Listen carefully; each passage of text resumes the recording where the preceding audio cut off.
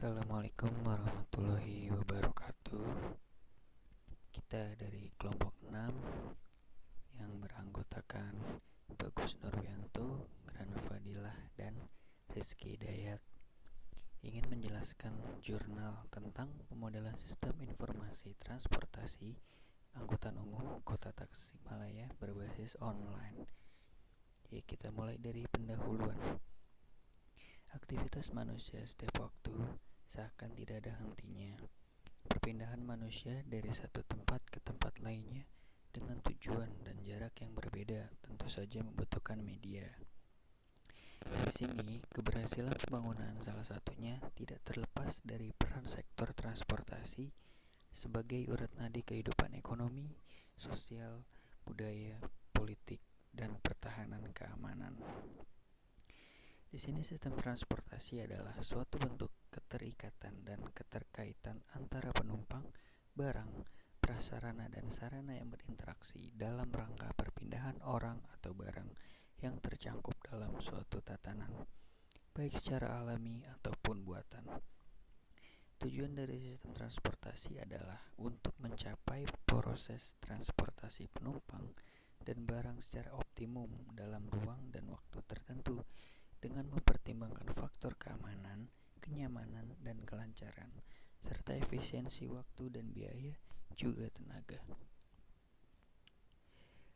Dibuatnya sistem transportasi online di daerah Kota Tasikmalaya dengan bantuan teknologi informasi bisa menjadi solusi untuk mewujudkan transportasi yang nyaman untuk masyarakat. Teknologi penentuan penggunaan angkutan umum perkotaan diharapkan bisa menjadi solusi kemudahan penggunaan sarana angkutan umum. Di sini kita masuk ke metodologi. Kita memakai diagram alir data atau data flow diagram, yakni suatu diagram yang menggambarkan aliran data dari sebuah proses atau sistem. DFD juga menyediakan informasi mengenai luaran dan masukan dari setiap entitas dan proses itu sendiri.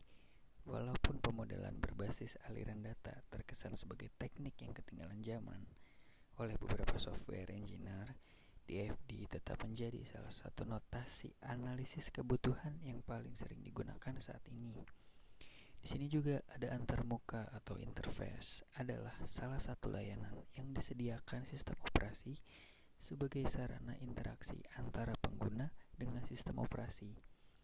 Antarmuka juga yaitu komponen sistem operasi yang bersentuhan langsung oleh pengguna. Nah, di sini ada hasil dan pembahasan. Yang pertama ada perancangan diagram alir data. Di sini penjelasannya kita mulai dari pengguna atau penumpang. Pengguna atau penumpang dapat melakukan pencarian trayek angkutan melalui perangkat lunak. Maka entitas ini mengirimkan parameter pencarian berupa informasi tujuan yang diinginkan dan posisi saat ini berada. Dari hasil proses tersebut, pengguna akan menerima 1. Informasi tentang rute angkutan, 2. Informasi alternatif, dan yang ketiga informasi panduan berupa audio visual jalur trayek angkutan. Nah, yang kedua ada dari segi operator atau petugas dapat melakukan update data trayek angkutan dan data rekayasa lalu lintas angkutan. Bisa dilihat dari tabel ini.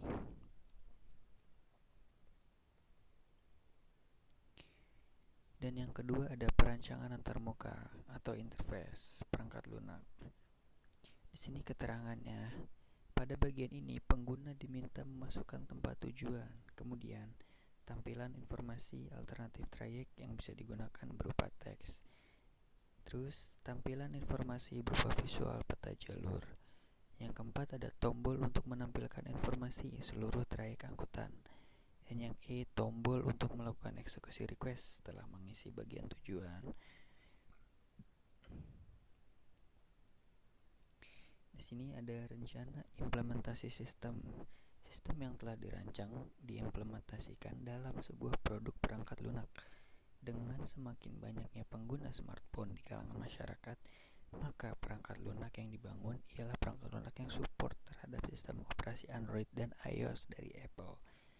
Dan untuk melakukan update data, perangkat lunak yang dibangun menggunakan web application karena proses update data dilakukan melalui PC oleh petugas di kantor terkait. Berikut ada tabelnya. Tabel mengenai rencana implementasi sistem. Nah, berikut kesimpulan yang dapat kami utarakan, yakni sistem ini dapat menampilkan informasi yang diperlukan masyarakat pengguna angkutan umum perkotaan di wilayah Kota Tasikmalaya. Dengan dibantunya sistem informasi transportasi online, diharapkan bisa mewujudkan pelayanan lalu lintas dan angkutan jalan yang aman, selamat, tertib, lancar sesuai amanat Undang-Undang Nomor 22 Tahun 2009. Adapun penggunaan perangkat lunak ini tidak akan menyulitkan masyarakat karena masyarakat sudah terbiasa menggunakan smartphone berbasis Android ataupun iOS dari Apple. Terima kasih. Berikut pemaparan tentang jurnal yang kelompok kami buat. Kurang lebihnya mohon maaf. Wabillahi taufiq wal hidayah. Wassalamualaikum warahmatullahi wabarakatuh.